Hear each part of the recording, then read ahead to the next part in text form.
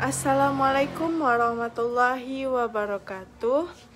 Perkenalkan, nama saya Raidifa Fadilah, NIM 23002125.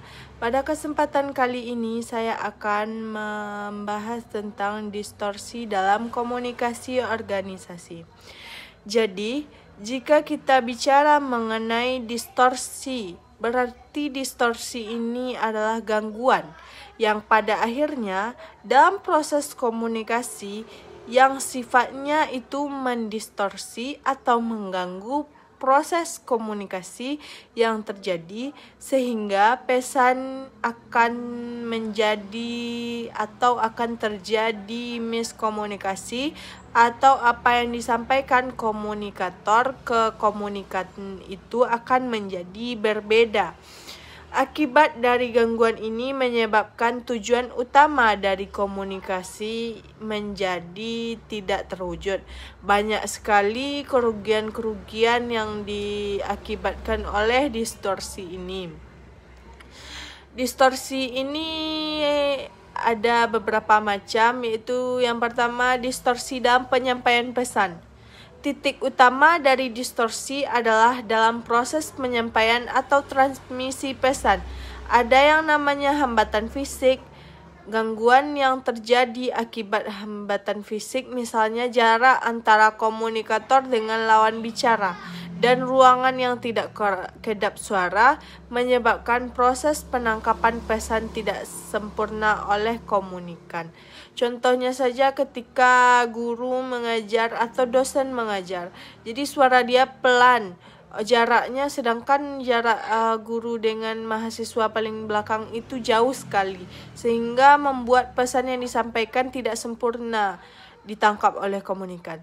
Sebagai seorang pengajar, komunikator juga harus memperhatikan beberapa tingginya suara supaya bisa terdengar oleh seluruh audiensnya. Transmisi pesan akibat komunikator juga bisa dilihat dari saluran distribusi yang terlalu panjang. Yang kedua yaitu distorsi dalam menerima pesan. Jadi menerima pesan juga menjadi penyebab terjadinya distorsi yang cukup besar.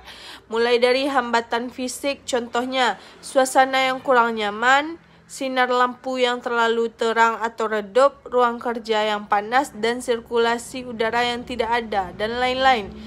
Itu menyebabkan distorsi dalam menerima pesan. Komunikator dituntut harus jeli siapa lawan bicaranya dan bagaimana kondisi lawan bicaranya. Yang lain adalah hambatan mental terkait dengan perbedaan intelektual, kapasitas kemampuan pendidikan. Distorsi dalam mengartikan pesan.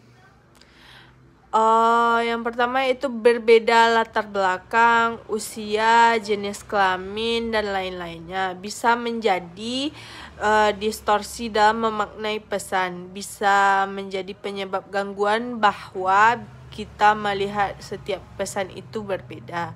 Yang kedua yaitu berbeda interpretasi kata. Jadi pemaknaan terhadap kata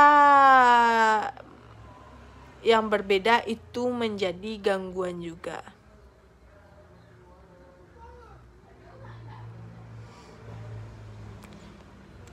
Cara mengurangi distorsi pesan dalam komunikasi organisasi. Yang pertama, persepsi antara pengirim dan penerima pesan harus disamakan pemahamannya dan pengertiannya. Caranya, ketika akan melakukan komunikasi antara lembaga itu dengan klien, itu harus diolah terlebih dahulu sehingga mempersiapkan bahan atau materi komunikasi yang akan dikomunikasikan sesuai dengan kapasitas mereka. Jadi kita sebagai komunikator itu harus mengolah terlebih dahulu apa yang mau kita sampaikan. Yang kedua yaitu presisi ini dilakukan untuk menghindari berbagai macam kesalahpahaman antara komunikator dan komunikan. Hal-hal yang dapat disampaikan dalam bentuk gambar, grafik, dan lain-lainnya. Kredibilitas juga begitu Orang-orang yang menerima pesan harus dapat dipercaya akan memahami inti pesan yang kita sampaikan. Semakin tinggi tingkat kredibilitas seseorang, semakin meyakinkan orang untuk mempercayai pesan atau informasi yang disampaikannya. Cara lain yang dapat dilakukan oleh lembaga adalah pengendalian diri. Keserasian hubungan pengirim dan penerima pesan juga menjadi bagian yang harus difikirkan dalam organisasi dalam rangka mengurangi terjadinya distorsi. Kemungkinan terjadinya distorsi karena ketidakinginan untuk melibatkan diri, menghargai orang lain untuk mendengarkan ketika mereka berbicara, kebiasaan mendengarkan yang cukup sulit, sebenarnya menjadi salah satu faktor terjadinya distorsi pesan dalam sebuah proses komunikasi. Ketika organisasi menyampaikan info dengan presentasi mereka, maka penerima pesan pembicara sebagai pengirim pesan seharusnya lebih memperhatikan banyak hal supaya didengarkan. Kriteria mendengarkan yaitu yang pertama, kita harus mendengarkan isi. Mendengarkan isi berarti penerima hanya memahami pesan ketika presentasi. Yang kedua yaitu mendengarkan kritis. Pendengar dituntut memahami dan mengevaluasi arti pesan. Yang ketiga yaitu mendengarkan empati. Pendengar memahami perasaan, kebutuhan, keinginan pembicara, mengandaikan diri seolah di posisi mereka. Aktivitas mendengarkan paling sedikit ada 5. Yang pertama yaitu menghadiri, artinya menghadiri secara lahir dan batin dan memahami apa yang dibicarakan oleh si komunikator.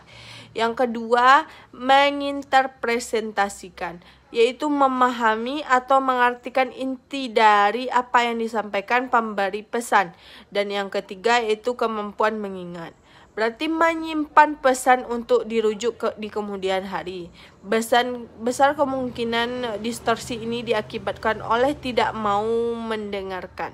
Yang keempat yaitu evaluasi, yaitu mencoba menguraikan kembali apa yang disampaikan.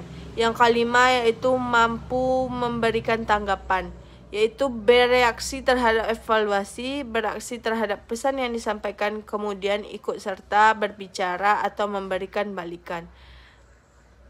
5 hal ini dilakukan, besar kemungkinan komunikasi berjalan secara efektif.